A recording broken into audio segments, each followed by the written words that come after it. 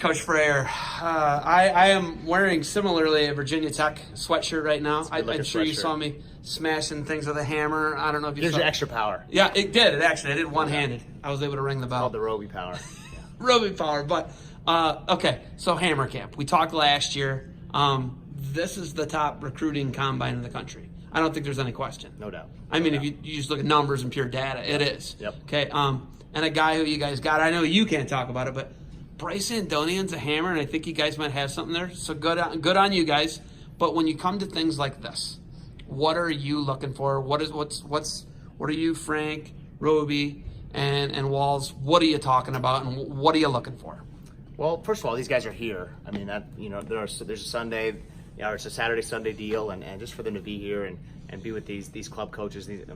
Kudos to these club coaches. I mean, Cole Zicki, Jared Lawrence, Coach Burnett. List goes on and on. Last year was Askren, and these Eastern Iowa guys are here now, and it's just a kudos to them. They brought these kids. A couple of them driving 10 hours, 12 hours to get all these kids here.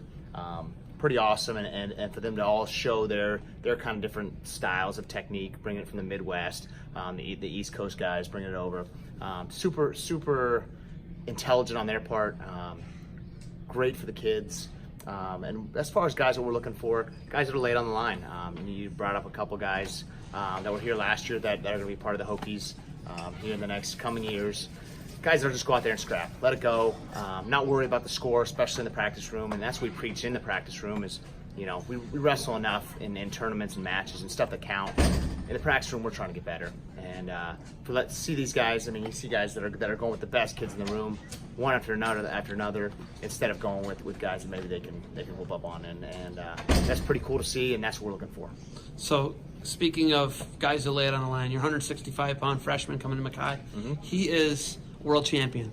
And you and I were talking earlier, and there's some things you just can't really put your thumb on or get your hands on when you're wrestling that guy. And he lays it on the line. Exactly. And that's what you're talking about. No doubt. And he's a guy, especially in the practice room. We got guys like him and David McFadden who are leaders on our team that, they don't worry about the score in the practice room. They're going to go out there, leave it on the line, learn how to get better at wrestling. And that's what it's all about, especially, in the confines of your practice room. Getting better at wrestling. That's what it's about. It's check your pride at the door and figure out a way to get better.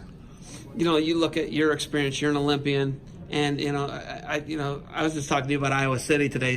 #redemption, and you're a guy who's a competitor. You've always thrived when the lights are on.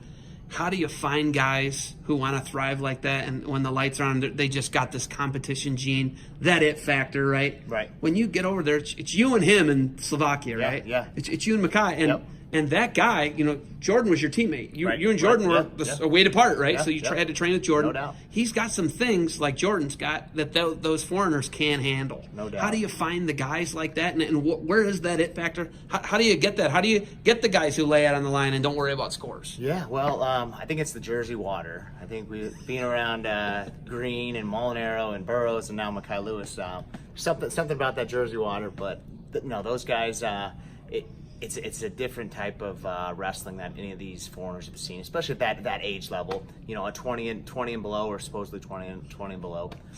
They, you said it, not me.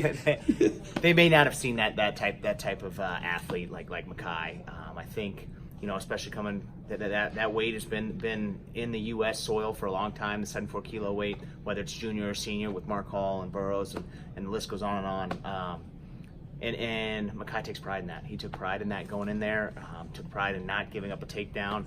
Gave up 1 point on a shot clock point, and it's just pride. It's going in there, and I think being able to let it loose in the practice room and give it all you got. It shows that you can scrap for an hour and a half, 2 hours. Doesn't matter the time limit.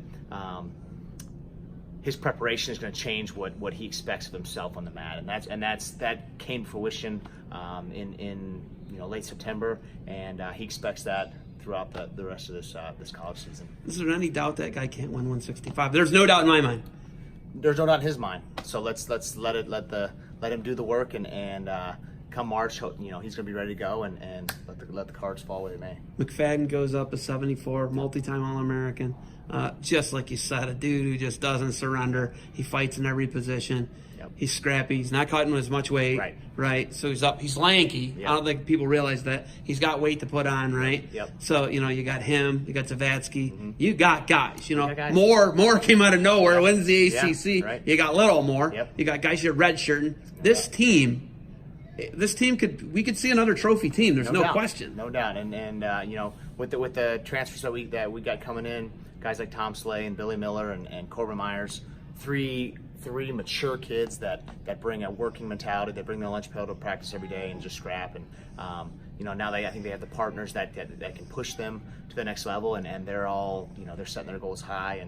And just an exciting time to be part of the Hokie program. And I think the sky's the limit.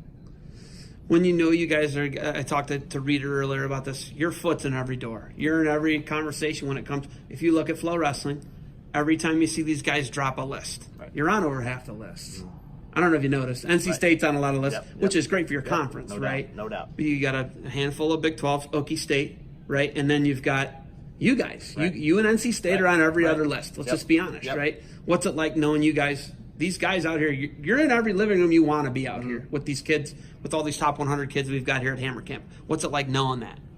I think we take pride in that. We take pride in being in that conversation.